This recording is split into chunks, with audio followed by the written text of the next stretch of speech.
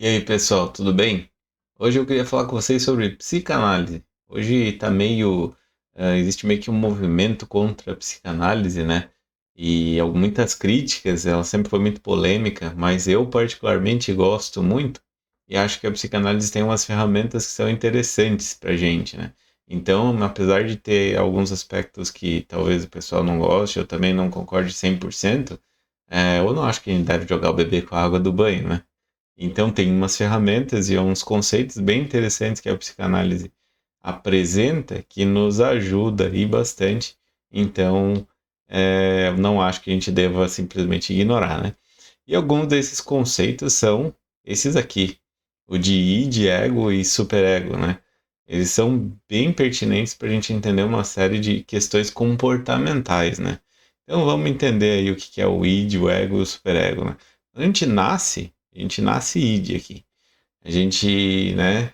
Se a gente parar para pensar, é um conceito meio abstrato aí, e aí às vezes fica assim, da onde que brota esse negócio, né? Mas vamos imaginar que isso exista, né? Mesmo que a gente não saiba muito bem de onde ele vem.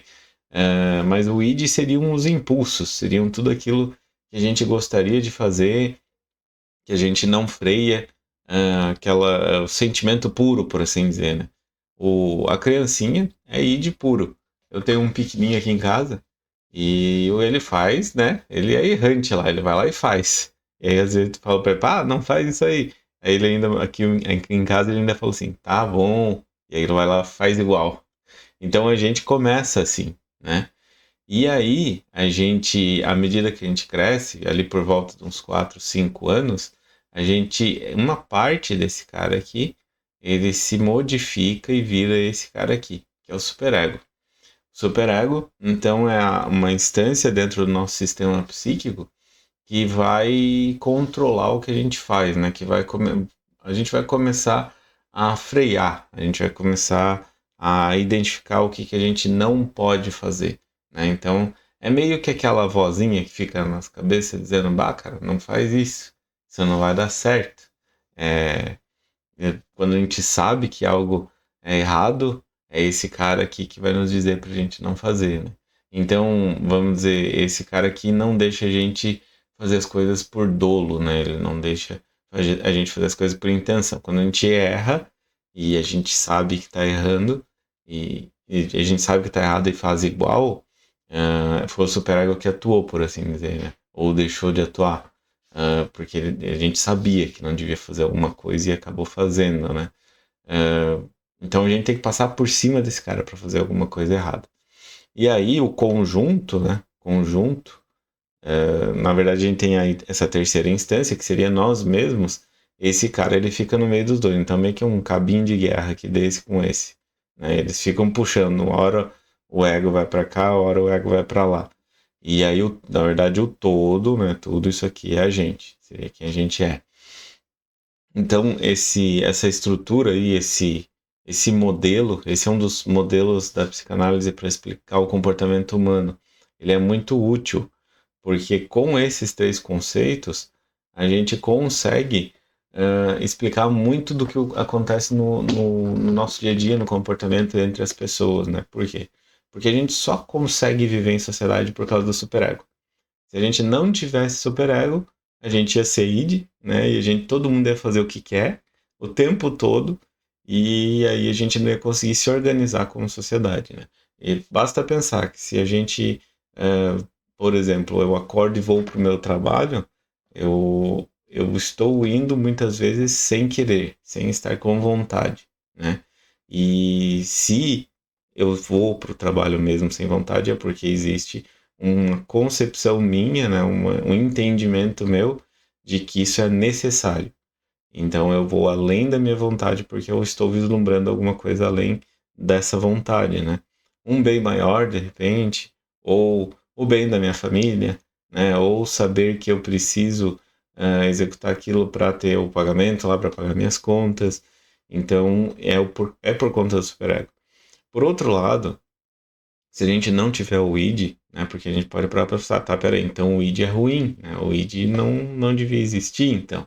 Mas por outro lado, se a gente não tiver id, a gente não tem motivação, a gente não tem a gente não vê o porquê de fazer. Se a gente só fizesse o que a gente tem que fazer e nunca o que a gente quer fazer, a gente também entra num estado psicologicamente ruim, né? Então é por isso que muitas vezes aquela pessoa que só faz o que deve fazer, o que tem que fazer, ela adoece mentalmente, porque ela está negando, por assim dizer, aquilo que o id demanda dela. E o id é importante para a gente, né? Ele dá vazão para, em essência, né? Claro, todo o conjunto é a gente, mas em essência o id também é a gente. E são as coisas que a gente quer fazer que estão no id, né? Então, se a gente nega ele o tempo todo, a gente está negando a nós mesmos. E aí, claro, isso detona a gente ao longo do tempo, né?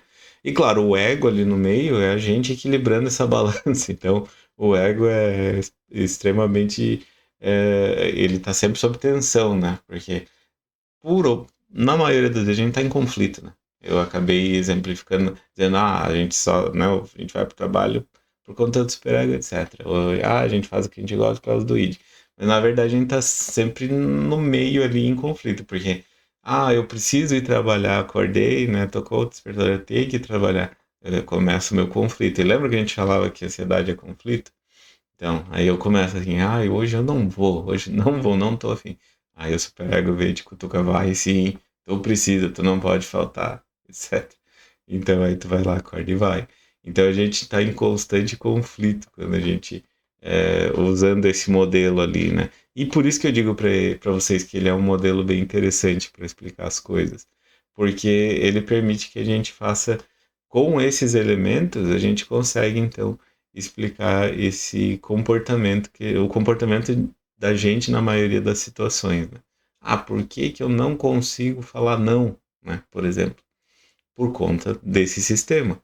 Se o teu superego ele é demasiadamente forte, demasiadamente preponderante no teu sistema, dizer não fica difícil, porque vem a culpa, né? Vem assim, mas se tu disser não, tu vai magoar a pessoa, se tu disser não, de repente ela não te convida mais, então eu não posso dizer não para essa situação aqui, então a gente acaba não dizendo esse não, que muitas vezes é importante dizer.